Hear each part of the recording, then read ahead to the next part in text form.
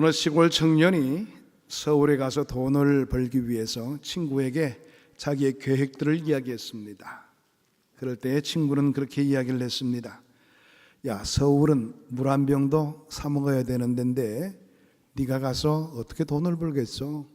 걱정스럽게 이야기를 했습니다. 그럴 때에 이 시골 청년은 그런 이야기를 했습니다. 그거 봐, 물 한 병만 팔아도 부자가 될 수 있는 거야. 그렇게 이야기를 했다 그럽니다. 한 사건을 어떻게 바라보는가에 따라서 그 접근 방법도 다를 수가 있다는 것을 이야기해 주는 내용이라 이렇게 바라볼 수가 있겠죠. 이처럼 우리의 인생에는 두 종류의 사람이 있는 것을 살펴볼 수가 있습니다. 절망적인 상황을 만나면 모든 것을 포기할 수밖에 없는 것처럼 다 낙담 가운데서 내려놓는 사람들이 있는 반면에 이런 절망과 좌절을 거부하고 희망을 붙들고 모든 일들을 감당하고자 노력하는 사람들이 있습니다. 희망을 붙드는 사람들은 인생의 막다른 골목이 있을 수가 없는 것이지요. 그들은 인생의 막다른 골목에서도 언제나 가능의 세계를 바라볼 수 있는 그런 여유로움이 있습니다. 바로 이런 사람들에게 빈들은 절망의 자리가 아니라 오히려 기적을 경험할 수 있는 좋은 기회가 되는 자리이기도 하다는 사실입니다. 오늘 설교 제목이 베세다 빈들에 일어난 표적이라 이렇게 제목을 붙여보았습니다. 오늘 이 본문의 말씀 속에서는 그 지명이 정확하게 언급되지 않습니다. 그러나 누가복음에 보면 베세다라 이렇게 정확하게 지명이 언급되고 있는 것을 살펴볼 수 있습니다. 누가복음은 이적을 표적이라 이렇게 이야기를 하고 있죠. 이적엔 분명히 영적인 의미가 그 가운데 담겨져 있다는 것을 말하기 위해서라 그렇게 생각해 볼 수가 있습니다. 오늘 본문의 말씀을 보게 되면 허기진 군중을 보시고 주님께서는 제자인 빌립에게 말씀을 하셨습니다. 이 사람들을 먹일 수 있는 떡을 어디서 구할 수가 없겠느냐 이렇게 물어본 것입니다. 이 주님의 물음은 제자들의 믿음을 시험하기 위해서라 그렇게 성경은 이야기합니다. 이어진 6절의 말씀 보게 되면 분명히 이것은 시험이었다 그렇게 이야기하고 있는 겁니다. 이 테스트에 대한 빌립의 답이 무엇이었습니까? 그 빌립은 컴퓨터처럼 머리가 돌아가기 시작합니다. 그리고 대단히 합리적이고 계산적인 답을 내어놓게 된 것이지요. 7절의 말씀 보게 되면 빌립이 대답하되 각 사람에게 조금씩 받게 할지라도 200데나리온의 떡이 부족하리이다. 각 사람에게 조금씩 받게 한다 할지라도 200데나리온의 돈으로도 부족할 것 같습니다. 그렇게 말하는 겁니다. 이 데나리온이라는 화폐는 로마의 화폐입니다. 하루 노동자들의 일당에 해당되는 그런 돈의 액수지요. 요즘으로 이야기한다면 7만 원 정도가 될까요? 그렇다면 200데나리온이면 얼마 정도 될까요? 1,400만 원 정도. 그 돈으로도 이 모인 사람들을 조금씩 먹게 한다 할지라도 부족함이 많을 것 같습니다. 이렇게 대답을 한 것입니다. 다시 바꾸어서 이야기한다면 우리는 1,400만 원 정도의 돈이 없으니 그 일들은 할 수 없는 겁니다. 먹일 수 없습니다. 이런 이야기가 되는 것입니다. 그런 돈이 없으니 불가능하다 이런 뜻을 가지고 있는 것이지요. 이것이 바로 이성의 법칙입니다. 사람들의 생각으로 측정해서 머리를 굴려서 나올 수 있는 해답이지요. 이 땅엔 이성의 법칙이 최고인 줄로 아는 사람들이 의외로 많습니다. 어떤 일을 시작하려고 그러면 열심히 계산기를 두들겨보죠. 그렇게 하면서 역시 부족함이 많습니다. 할 수 없어요. 이렇게 말하는 경우가 허다히 있습니다. 그러나 우리 믿는 사람들에게는 믿음의 법칙이 있습니다. 교회 안에서 빌립 같은 사람이 많게 되면 하나님의 역사는 이루어지지 않는 것이지요. 만약 우리 교회 안에도 빌립 같은 사람들, 이성적인 판단을 앞세우는 사람들만 있었다면 이 교회는 지을 수가 없었을 거예요. 믿음을 가지고 모든 것 감당했기 때문에 하나님께서 이런 귀한 교회를 우리에게 허락하신 것 아니겠어요? 그렇습니다. 하나님의 역사는 믿음의 사람들에게 허락되어지는 그런 결과가 있다는 것을 우리가 항상 지켜보면서 명심해야 될 것입니다. 하나님께 쓰임받는 교회는 바로 믿음이 살아있는 교회입니다. 믿음의 사람들이 움직이는 교회가 하나님의 진정한 교회가 될 수 있다는 것을 생각해 볼 수가 있는 것이지요. 기독교 신앙은 절망과 어두움을 보는 그런 인생을 살지 않습니다. 그리스도 예수 안에 있는 무한한 능력과 소망을 바라보는 삶을 가지게 되는 것이 기독교인들의 삶이라는 것입니다. 부정적인 안경을 벗어던지고 긍정적인 안경을 끼고 살아가는 것, 이것이 바로 믿음의 삶이라는 것을 성경은 우리에게 일러주고 있는 겁니다. 신앙을 가졌다 하면서도 부정적인 눈을 가지고 사는 사람은 아무런 신앙의 능력들을 체험할 수가 없게 되는 것이지요. 항상 그 상태만 머무를 수밖에 없는 그런 안타까움의 모습이 있는 것을 살펴볼 수가 있게 되는 겁니다. 그러나 철저하게 예수만을 바라보고 하나님만을 의지하며 살아가는 사람은 그 믿음 때문에 빈들에서도 기적을 바라볼 수 있는 그와 같은 귀한 은혜가 주어지게 되는 겁니다. 오늘 이 본문의 말씀은 절망적인 상황을 극복하고 어린아이의 도시락 하나로 5,000명이 배불리 먹고 남을 만큼 5,000배 이상의 기적이 일어난 사건을 우리에게 말해주고 있습니다. 이 사건이 있기까지는 중요한 요소들이 있죠. 사실 우리가 어린 시절부터 오병이어의 기적에 대한 부분들은 많이 들어왔지만은 분석적으로 들어오지를 못했기 때문에 우리가 이야기에 끝이는 그런 내용으로 이 말씀을 받을 때가 많았습니다. 먼저 이 사건 속에 몇 가지의 중요한 핵심이 있다는 것을 여러분 기억하게 되기를 바랍니다. 첫 번째로는 어린 소년의 믿음과 헌신이 있었다는 사실입니다. 본문에 언급된 빈들의 표적은 보리떡 5개와 물고기 2마리로 이루어진 이적이었죠. 그리고 그것을 바친 어린 소년의 믿음과 헌신으로 비롯되어진 결과였다는 것을 성경은 이야기하고 있는 겁니다. 여기 보리떡이 뭡니까? 제가 어릴 때만 하더라도요, 개떡이 있었습니다. 여러분들 드셔본 적이 있을 겁니다. 돼지에게 주는 쌀겨나 보리개를 쌀에기와 쑥을 섞어서 이렇게 빻은 다음에 쪄서 만든 개떡. 사실 그것도 없어서 못 먹을 때가 많았습니다. 곁떡이 개떡이 됐다는 거 아십니까? 겨로 만든 떡이 개떡이라는 말이 됐다는 거예요.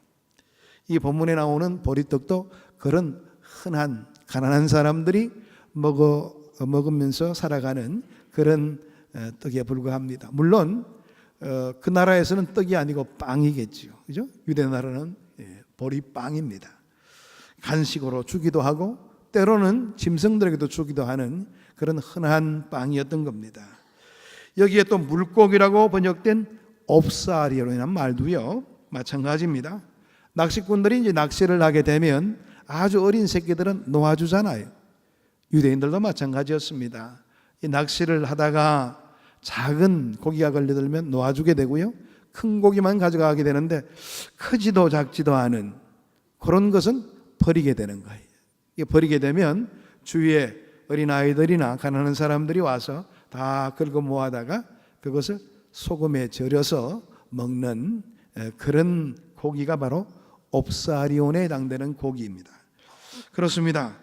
고아나 가부, 가난한 사람들에게 허용되어 줄 수 있는 그 고기, 그 물고기 2마리가 이 도시락 안에 들어있는 것입니다. 지금 예수님 앞에 보리개떡과 물고기 2마리, 소금에 절인 물고기 2마리, 이 아주 보면 천한 음식이 바쳐지게 된 것입니다. 가난한 사람들이 한 끼로 먹기에도 부족함이 많은 양입니다. 그런데 이 보잘것없는 음식에서 주님의 놀라운 기적이 일어나게 된 것입니다. 사실은 5,000배가 아니라요, 한 10,000배 이상 아니면 20,000배 정도로 봐야 될 겁니다.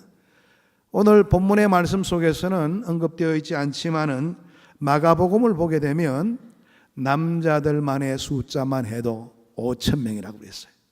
여자들은 거의 남자들의 배가 모이게 되어 있습니다. 요즘도 마찬가지지요.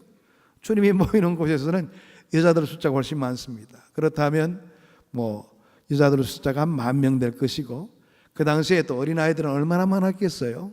그런 걸 다 합쳐본다면 한 20,000명 가까이의 사람들이 모여들었다. 그런 계산법이 나오게 되는 것입니다. 그렇다면 20,000배 정도의 특별한 이적의 역사가 일어나게 된 겁니다. 한 사람이 먹어도 부족함이 있는 그 도시락 하나가 20,000명이나 되는 사람들이 풍족하게 먹고 12강주리가 남는 특별한 은혜가 베풀어진 곳, 그것이 바로 베세다였던 것입니다. 여러분, 이 기적은 어린 소년의 작은 헌신과 희생을 통해서 이루어졌다고 그랬죠. 주님은 언제나 기적의 씨앗을 요구하십니다.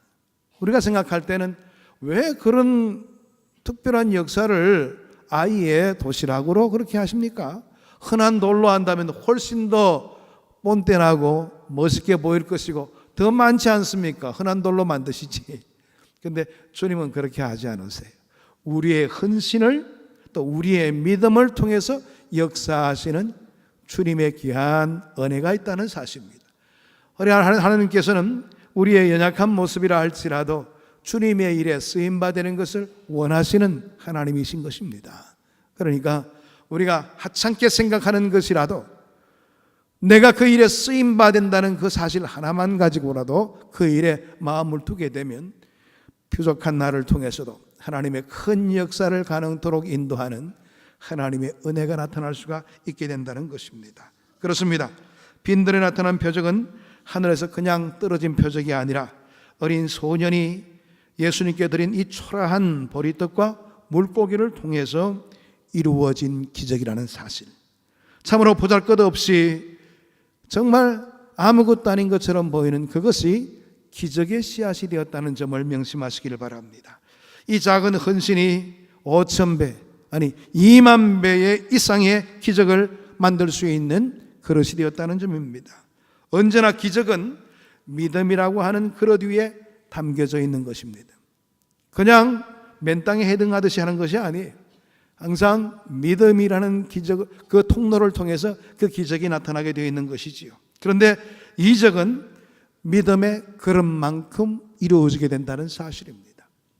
아마 이 아이는 자기 혼자도 먹기에 부족함이 있는 이 도시락을 아마 아무 마음의 의미도 갖지를 않고 이거 예수님께 드리게 되면 예수님이 알아서 하실 거예요.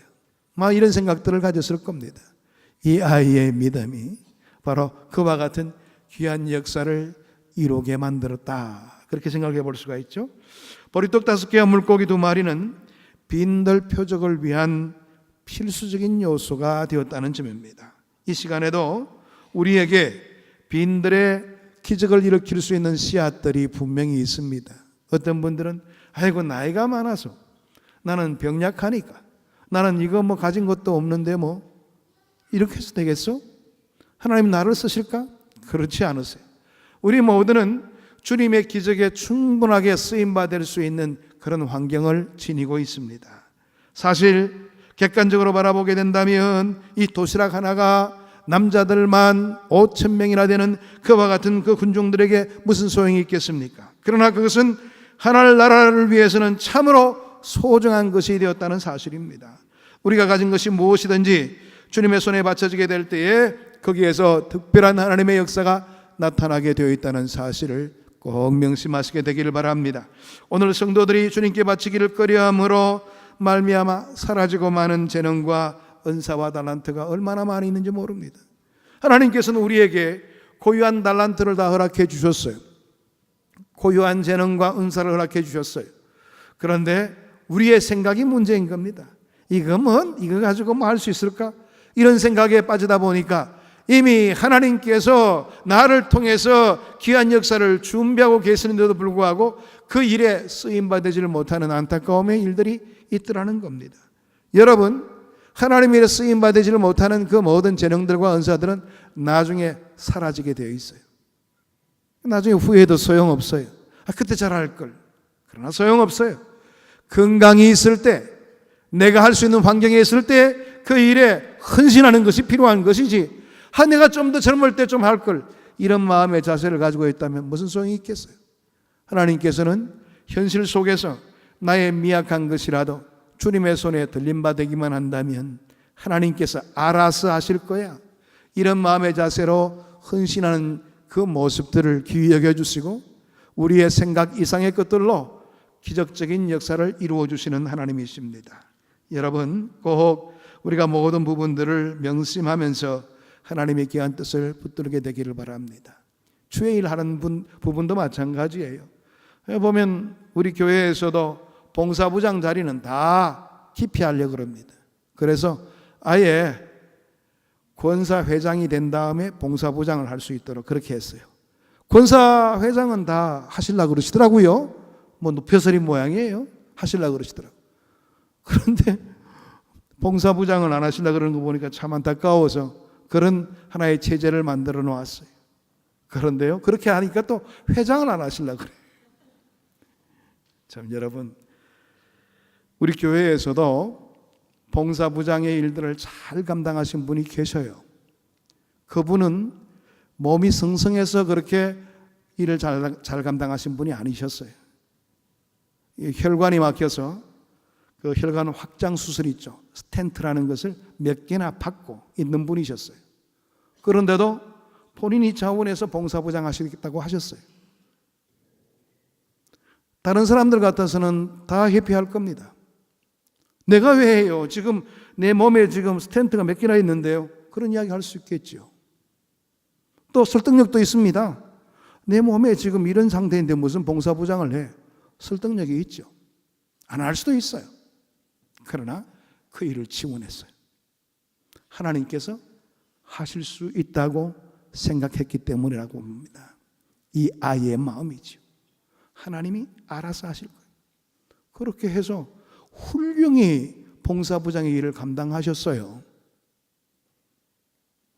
왜 자꾸 자기의 조건들을 보십니까? 나는 시간이 없어요. 나는 일하기는 너무 힘들어요. 왜 자기 조건을 보십니까? 우리의 생각대로 판단하게 되고 우리의 생각대로 모든 것들을 의식하게 되면 아무것도 못하죠. 일할 수 있는 사람들이 누가 있겠어요? 그러나 그 자리가 나의 결단을 요구하는 자리고 나에게 참으로 하나님께서 테스트를 위한 그러한 자리로 나를 불러주셨다면 감사함으로 받게 되면 그 일을 통해서 하나님의 귀한 역사가 일어나게 되는 겁니다. 우리가 생각한다면 그 권사님 같은 경우에는 병원에 들어 누우셔야 될 거예요. 일하시다가. 그런데 훌륭히 감당하셨어요. 병원에 가지 않고도. 하나님이 하시는 거예요. 내가 한다고 얘기하니까 자꾸 회피가 되는 거예요. 나는 감당할 수 없어요. 나는 갈 수가 없어요. 할 수 없어요. 그렇게 되는 겁니다. 그러나 하나님이 하시면 되는 것이지. 이 믿음이 우리의 삶에 기적을 낳게 되는 놀라운 역사로 임하게 된다는 사실을 우리가 깊이 있게 생각을 해야 될 겁니다. 우리가 나 자신을 보기에는 너무 작아 보일 때가 있지요. 사실 우리 자신이 너무나도 부족하게 보이기도 합니다. 그러나 주님의 손에 붙잡힐 때 그것은 결코 부족한 것이 아니라는 사실입니다. 소년 다윗이 하나님의 장중에 붙들림을 받게 될 때에 그 큰 골리앗 장수를 이길 수가 있게 되었습니다. 누가 짐작이라도 했겠어요? 그 꼬마가 무슨 죽으려고 그냥 작정을 했지 어떻게 그 일을 감당할 수 있단 말이에요. 누구나 이야기할 수 있는 자리였습니다. 그러나 하나님의 손에 붙들림 받으니 그 다윗이 그 큰 거인에 해당되는 골리앗을 넘어뜨릴 수가 있게 된 것이죠. 기드온의 군사는 300명에 지나지 않았습니다. 그 당시에 미디안 군대는 수십만이나 되었습니다.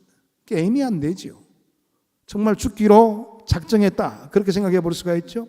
그러나 그 300명이 되는 그 작은 군사로 수십만이 되는 미디안 군대를 이길 수가 있었습니다. 오늘에도 성경의 역사는 가능합니다. 우리가 그것을 안 사용하니까 하나님께서 우리에게 부여한 그러한 놀라운 믿음의 방편을 사용하지 않다 보니까 여전히 안 되는 것처럼 느껴질 뿐인 것입니다. 내 손에 있을 때 비록 작은 것에 불과하겠지만은 그리스도의 손에서는 큰 것이 될 수가 있게 된다는 사실입니다. 사람들이 생각할 때는 작은 것이겠지만은 하나님의 손에 들려지면 큰일로 나타나게 되어 있는 것입니다. 그리스도인의 가치는 바로 여기에 있는 겁니다. 믿지 않는 사람들과 믿음의 사람들의 다른 점이 여기에 있는 것이지요.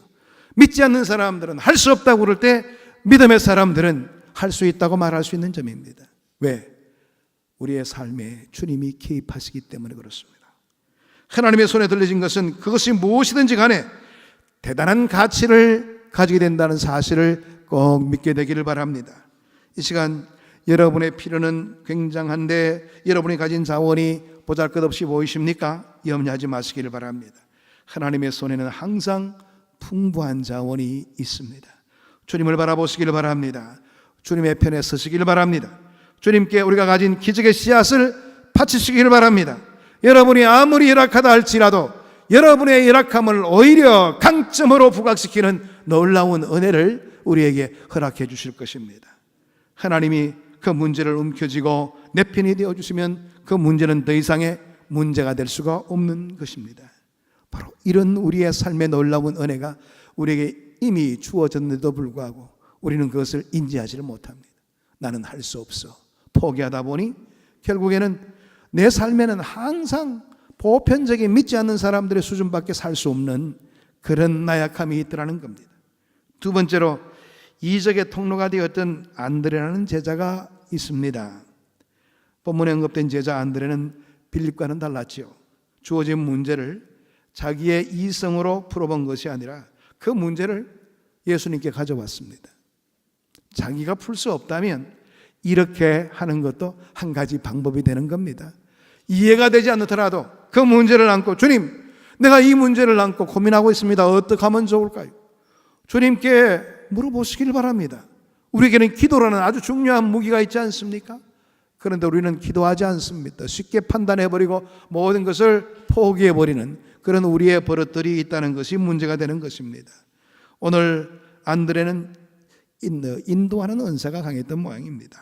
안드레는 예수님의 수제가 된 베드로를 예수님께로 데려왔던 자였지요. 또 안드레는 예수님을 찾아온 그 헬라인들을 예수께로 인도했던 그런 이력도 가지고 있습니다. 안드레는 문제가 있을 때마다 예수님께로 그 문제를 가지고 왔던 제자였습니다.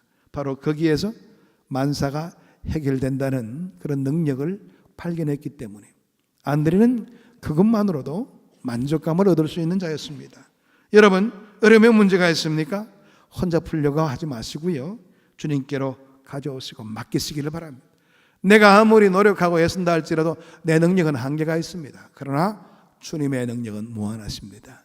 그 주님의 능력에 모든 걸 맡기면 될 것을, 나는 끙끙 앓고 있으면서 풀지도 못할 것을 계속적으로 붙들고 앉아있는 그런 모습을 가지면서 항상 불안해 여깁니다. 이게 얼마나 바보스러운 모습입니까? 세 번째로 베스다의 빈들의 기적은 감사로 이루어진 기적이었습니다. 11절의 말씀 보게 되면 예수님께서 떡을 가져 축사하셨다, 그렇게 말씀하셨죠. 이 말은 보르게 뜻 5개와 큰 멸치 크기에 해당되는 그 생선 2마리를 놓고도 마치 5,000명의 식사가 쌓여있는 것처럼 감사 기도를 했다는 그런 의미입니다. 우리가 이 축사했다는 그 말을 축복기도 했다는 말로 이해하는 경우가 있는데요, 원어적인 표현은 그런 것이 아니에요.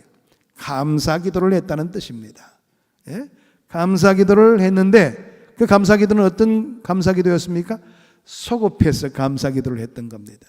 하나님, 이 자리에 친히 함께 해주셔서 이 자리에 많은 사람들이 먹고도 남을 수 있는 그런 특별한 은혜가 주어지게 되기를 바랍니다. 미리 감사해서 영광을 올려드립니다. 이런 기도를 드렸던 것입니다. 여러분, 그렇습니다. 지금 당장에 우리 앞에 불똥이 떨어져 있을 때 우리는 그것만 바라보다 보니 하나님 앞에 감사하기를 주저하는 경우가 굉장히 많습니다. 지금 내 수중에 수천만 원이 있어도 부족한데 지금 내 수중에 있는 것이 10만 원밖에 없는데 어떻게 감사를 드리겠어요? 그러나 드리시기를 바랍니다. 하나님께서는 우리가 상상하지도 못할 방법으로 우리의 삶에 친히 함께 해주시고 우리가 필요한 모든 부분들을 기적 같은 방법으로 채워주실 거예요. 우리에게 이와 같은 믿음의 귀중함이 이미 허락되어졌는데도 불구하고 우리는 그것을 사용하지를 못하는 안타까움이 있더라는 겁니다. 여러분, 이 감사는 아까 말씀드린 것처럼 선불감사입니다. 미리 당겨서 한 감사였던 겁니다. 당겨서 믿음 가운데 감사했더니 그 믿음 바대로 되는 놀라운 역사가 일어나게 된 것입니다. 앞서 빌립은 200데나리온의 떡으로도 부족함이 많다고 그렇게 이야기를 했죠. 그렇습니다. 인간의 머리로, 인간의 계산으로, 인간의 자원만으로 이야기한다면 인생은 언제나 조금씩밖에 줄 수밖에 없어요. 그것도 부족하다고 말하는 그런 결과에 이를 수밖에 없습니다. 그러나 11절과 12절의 말씀을 보시길 바랍니다. 예수께서 떡을 가져 축사하신 후에 앉아있는 자들에게 나누어 주시고 물고기도 그렇게 그들의 원대로 주시니라. 그들이 배부른 후에 예수께서 제자들에게 이르시되 남은 조각을 거두고 버리는 것이 없게 하라 하심으로, 오늘 이 내용의 말씀 보게 되니까 원대로 주라 그렇게 말씀하셨던 겁니다. 말이 안 되는 것이죠. 물고기 2마리, 보리떡 5개로 어떻게 원대로 줄 수가 있겠어요? 그런데 원대로 주라 했을 때 주님의 명령대로 시행하니 그렇게 된 것입니다. 조금씩 주는 것과 원대로 주라, 분명한 차이가 있는 것이지요. 뿐만 아니라 그들이 배부른 후에 남은 조각을 거두게 되니까 12바구니나 남아 있게 되었다고 말했습니다. 신앙생활에서 빌립의 방법은 언제나 부족함에 그치고 맙니다. 그러나 주님의 방법은 언제나 넉넉하고 남음이 있는 것입니다. 원대로 주라, 배부르게 먹으라, 그리고도 남으리라. 이게 바로 주님의 방법입니다. 그런데도 우리는 그와 같은 주님의 귀한 뜻을 헤아리지를 못하는 연약함이 있는 것입니다. 그렇게 보면 우리 모두는 기적의 현장에 서 있는 존재들이라 이야기해 볼 수가 있겠죠. 이 기적은 과거에도 있고 오늘날에도 계속됩니다. 왜? 하나님은 살아계시니까 그런 것이죠. 앞으로 우리가 생각지도 못했던 이적과 기사, 그 모든 표적들이 우리의 삶 속에 가능하게 나타나게 될 것입니다. 믿으시게 되기를 바랍니다. 우리에게는 기적의 능력이 이미 주어졌어요. 믿음을 통해서 허락되어지는 하나님의 귀한 손길이 있단 말이에요. 믿음의 은사가 이미 주어졌다는 사실에 환경이 어렵다고 결코 포기하거나 낙심해서는 안 될 것입니다. 표적의 꿈을 꾸시기를 바랍니다. 요한복음 14장 12절의 말씀을 보게 되면 이런 말씀이 있습니다. 내가 진실로 진실로 너에게 이르노니 나를 믿는 자는 내가 하는 일을 그도 할 것이요 또한 그보다 큰 일도 하리니 이는 내가 아버지께로 감이니라. 오늘 이 말씀 보게 되면 내가 하는 일을 그도 할 것이요, 우리 주님께서 하신 일을 바로 믿음의 사람, 그 사람도 할 수가 있다는 사실이에요. 또 이어지는 말씀 보게 되니까 그보다 큰 일도 하리니 이는 내가 아버지께로 감이니라. 이건 뭘 말하는 것일까요? 사실 우리 주님께서 승천하시고 난 다음에 제자들은 성령을 받고 성령의 능력으로 주님이 행하셨던 그 모든 이적들을 행했습니다. 주님께서는 이스라엘 땅에서만 복음을 증거했지만은 성령의 충만함을 받은 그 제자들은 오늘 이 말씀처럼 더 큰 일을 감당했습니다. 세계에 흩어져서 주의 복음을 증거하는 그 일들을 감당했습니다. 요한복음 14장 12절의 말씀이 실제적으로 이루어지는 그런 특별한 은혜가 있었지 않습니까? 물론 그 사람들의 능력에 출중해서 그런 것은 아니지요. 성령이 함께 하셔서 그 일들이 이루어진 것이지요. 그렇다면 우리도 마찬가지입니다. 성령께서 함께 하시면 그와 같은 귀한 역사가 우리의 삶 속에도 오늘날 여전히 이루어질 수가 있게 되는 겁니다. 그런데도 우리는 그런 믿음을 발휘하지 못하는 안타까움이 있더라는 겁니다. 그래서 항상 부정적이에요. 이것 좀 하세요.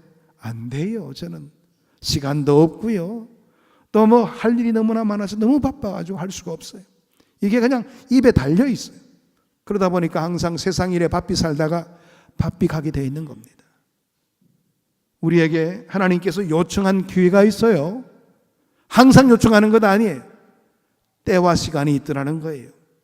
나중에 열심히 좀 할 걸 그렇게 후회하지 마시고 허락되어진 때가 있을 때 하나님, 내가 준비하고 있었어요. 이만 할 건데 내가 열심히 한번 감당해 보겠습니다. 나는 비록 연약하지만 주님께서 함께 하신다면 내 삶의 자리에서 놀랍게 역사하시는 하나님의 은혜가 있음을 믿습니다. 이런 자세로 우리가 나가게 되면 정말 우리가 생각지도 못했던 그러한 주님의 손길로 통해서 그 모든 어려움의 일들이 척척 해결되어지는 기쁨이 임하게 될 겁니다. 오늘 우리의 삶의 자리는 어떤 모습으로 나타나고 있습니까? 빈들 같습니까? 아무것도 없습니까? 가능성이 없어 보입니까? 그럴 때일수록 주님을 의식하시길 바랍니다. 믿음 가지고 주님을 바라보세요. 주님께 모든 것을 맡기세요. 주님께서는 바로 그런 나의 삶의 자세를 통해서 이 세상에 많은 사람들이 상상도 못했던 방법으로 우리의 인생을 인도해 주실 것이고 채워주시는 복을 허락해 주실 겁니다. 오늘도 이런 신앙 가운데 승리하는 인생길을 걷는 우리 모두가 되기를 축복합니다. 기도하겠습니다. 하나님 감사합니다. 오늘도 주의 말씀으로 우리를 깨워주시고 주의 은혜 가운데 거하게 하시니 감사함을 드립니다. 주님을 의지할 때마다 우리의 삶에는 놀라운 주님의 역사하심이 있음에도 불구하고 우리는 핑계를 대거나 우리의 현 입장만 고수할 때가 많습니다. 아버지 깨어나게 하시고 주님께서 이끌어 주시는 그 은혜의 자리에 임하여 주님을 더욱더 영화롭게 할 수 있는 그런 삶의 길을 걸어가는 성숙한 모습들이 우리의 삶 가운데 이루어질 수 있도록 은혜 나리여 주옵소서. 예수 그리스도 이름으로 기도하옵나이다. 아멘.